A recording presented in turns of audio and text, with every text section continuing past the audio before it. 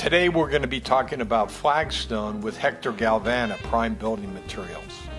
Flagstone is a type of rock that is used for paving. The rock comes out of quarries that have layered formations that can easily be split into slabs of various thicknesses. The word itself comes from the Old Norse flaga, which means slab. We got Arizona flagstone, which is probably one of the softest. It's a sandstone.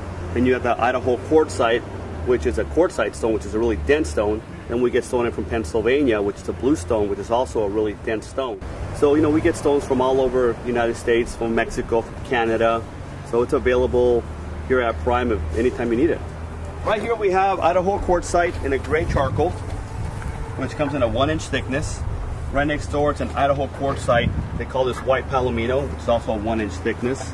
And we have the amber next door, which is also in a 1-inch thickness. The quartzite usually comes in a 1-inch material. It's really thin, but it's so dense, so there's no reason to have anything thicker.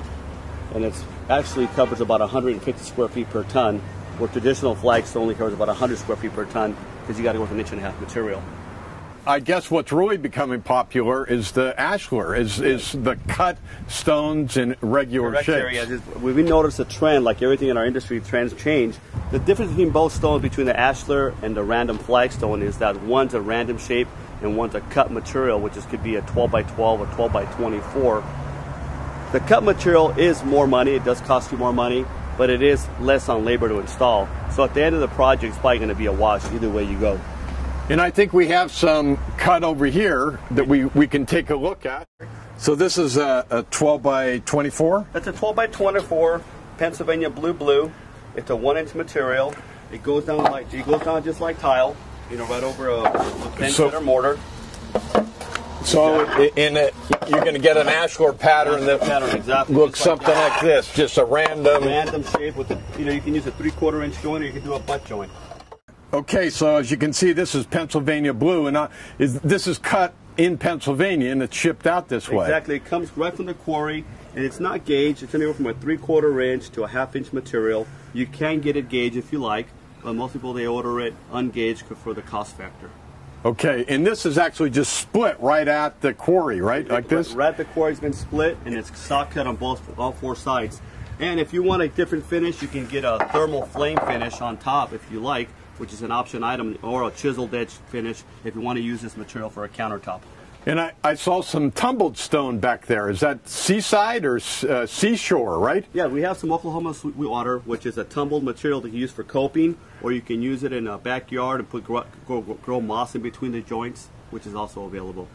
So this is actually then a tumbled. It's put in a tumbler to make it, to roughen it up, to give it a weathered look. Exactly. So what they do with this stone, they throw in a tumbler. It gives it a nice distressed radius corner edges. So it's really nice to use around a coping, which would be soft around your hands. Or people like to use it in gardens as stepping stones because of the nice radius edges. They can walk on it barefoot without cutting their feet.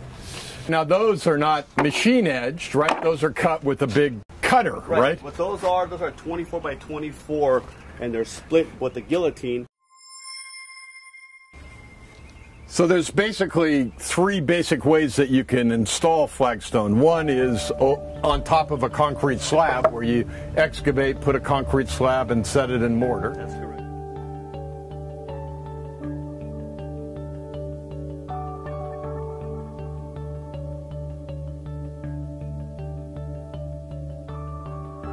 And then another is you just sand set it, just over a sand base. Bed of sand, you can do that also.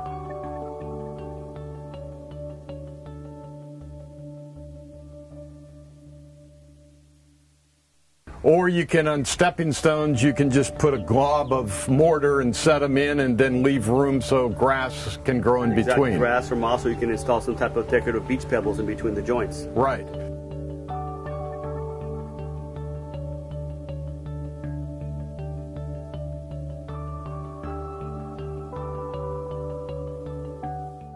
When you're comparing flagstone to an installation like paving stones, if you're doing it over concrete, it's going to be more expensive because you got to do the concrete first, and then you got to set each stone in a mortar. Correct. It is going to be more expensive if you have existing concrete base. Like if you don't have a concrete base and you have raw dirt, you know, we might consider you guys go with interlocking paving. Okay. Okay, Terry, we're here inside the showroom at Prime Building Materials, and I want to show you what we have on display on the floor here. As you can see, we have this cut material. This is Pennsylvania bluestone in an ashlar pattern in a 1-inch thick. And as we walk a little further down, once again, you got some Pennsylvania bluestone. This is a full range. You can see the different colors. It comes from the same place, but one's all blue and one has a full range of color.